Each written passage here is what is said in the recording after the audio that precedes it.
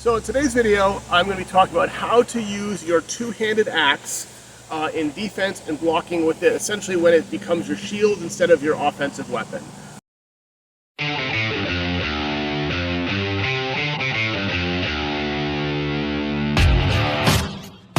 Someone asked me to make this video, I think 2 months ago. It took a while to get to it.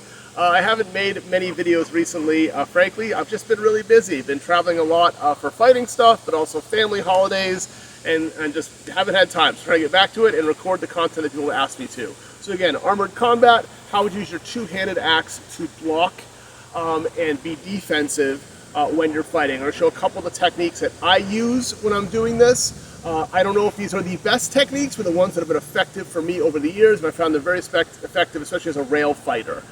In the video today, I have Megan here. Megan fights for the New England Vandals. She's going to be demonstrating with me, and we're actually going to be using foam weapons. So this is my real axe. I don't want to use that for this. I'm going to get rid of it.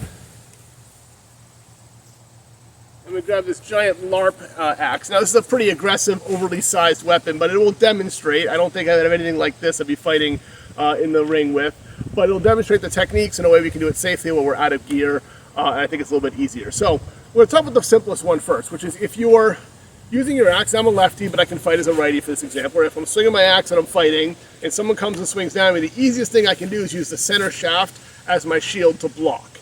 I can either do it with a regular grip like this, or more of the hockey grip that way, depending on how I'm fighting. It doesn't matter for the blocking. But the couple things that are important is you've got to remember you don't have a giant shield. You've got this line, so you have to angle it correctly.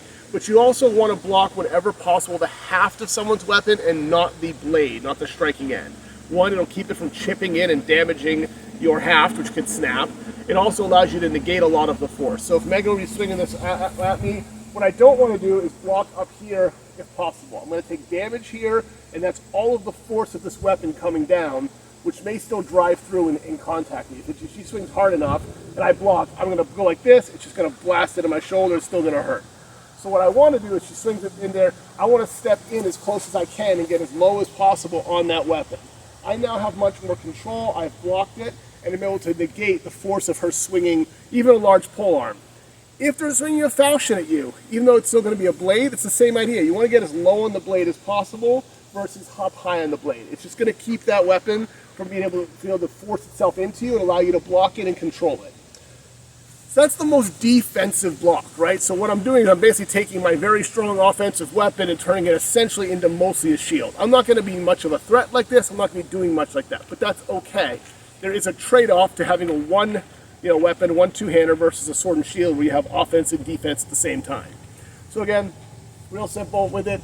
You're going to come through. Even I'm about to swing and she comes in, I'm just going to step in and block and try to get as low as I can as possible on that to make sure that I'm now controlling the force of it and controlling the strength of her, the weakness of her blade against my strength of two hands there. So that's the most common technique in a one-on-one. Again, all these are melee focused. Why? Because you're rarely going to run into a situation where running a two-hander against someone who isn't running another two-hander. So those blocks are going to be very similar if you're doing axe on axe. But like I'm not going to fight a sword and shield versus a two-handed axe in a duel or something like that. So this is going to be really melee focused, primarily, like I said, just defending yourself against bigger weapons. The other situation I want to talk about, which I run into pretty frequently, at least in the way that I fight, is I might be grappling someone here, right? And when I grapple, I tend to, if I got someone here I'm grappling them, actually Megan, come here for a second. I'm going to use you as the person I'm grappling. If I'm grappling you, I tend to slide my hand down my two-handed axe here, and sometimes I even end up reversing it and grappling around the back like this. But either way, what I don't want to do is have the weapon floating up here with the big heavy head, and now I have all my wrists trying to control it. I slide it down, I come into my grapple, whatever I'm going to do. So demonstrating that, Megan, you're now the number 2 person, right? So I'm grappling an imaginary human being right here, right? So I'm grappling them, and if she's swinging, I will use my haft to block like this whenever I can. I'm basically defending my whole body like this. I'm grappling here, and what I'm going to do is let this haft collapse into me. I'm never going to stop the whole shot. I'm going to take a hit from a pole arm or whatever it may be, but I'm going to negate most of the force. Same thing if possible, I'm going to try not to go up to the blade, because the longer, more fulcrum point she has, the more this pushes in, the more damage that's going to come into me. So same idea again. Oh! Went and unhooked my mic there. So same thing again with it. I want to go, so that fulcrum point is, you know, the closer I can block up here, the more control I have. If you push down here, it's going to lever more. So, you know, besides you have to, you're going to use whatever part you can on this. But if I block her blade, she's going to have all that force. It's going to push this in. I'm going to take that shot hard. If I can, even grappling, if I can push my arm out and stop here, it's going to fold. It's going to slow this down. I might take a little bang here, but it's not going to matter. I found that especially if you're grappling and that number 2 guy starts throwing shot after shot, and you can use your axe handle to kind of do that deflection into you over and over again, after 2 or 3 attempts, they stop swinging because they're not getting the effect they want. There's a frustration level when you feel like you have an open body to swing on and this little axe handle keeps coming in and getting in the way. And that really is like kind of the best axe defense technique I've found, is if you're in a grapple, keep this exposed on the outside, using it and leveraging it, right? Now in this case, like I'm fighting on this rail, so I have a rail here, I've got a body in front of me, so I've got all of this covered. It's really just this side that's exposed. So by keeping this weapon here, I'm able to do more and really defend a lot of the way that I'm doing stuff. That's really it. Those are the 2 best defenses I've found for using your axe as a shield. If you have to block with your axe, or any kind of 2-handed weapon, but we use primarily axes and pole arms here. The other 3rd technique is swing more. If you're swinging being aggressive, you don't have to block as often. That goes for all of these, so you know, don't give your opponent the chance to put you in a bad position. So if we're coming up and we're fighting up here, if I'm already starting like this, I'm now just blocking. That's what I'm doing. I'm doing it. If I'm coming in and I'm up here threatening, I want to throw those shots first whenever I can. I want to force them on defense if I have the ability and the control to do that.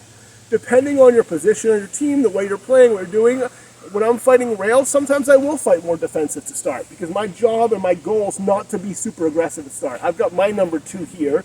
I've got Dustin right now with a big 2-handed axe waiting to come in and smash. So if I can just bind this guy up, step in, grab their pole arm, pull him in, I've got Dustin over here swinging, right? And if you notice, what I've done now is I've taken this person's pole arm, I'm holding it, they don't get to use it as a shield.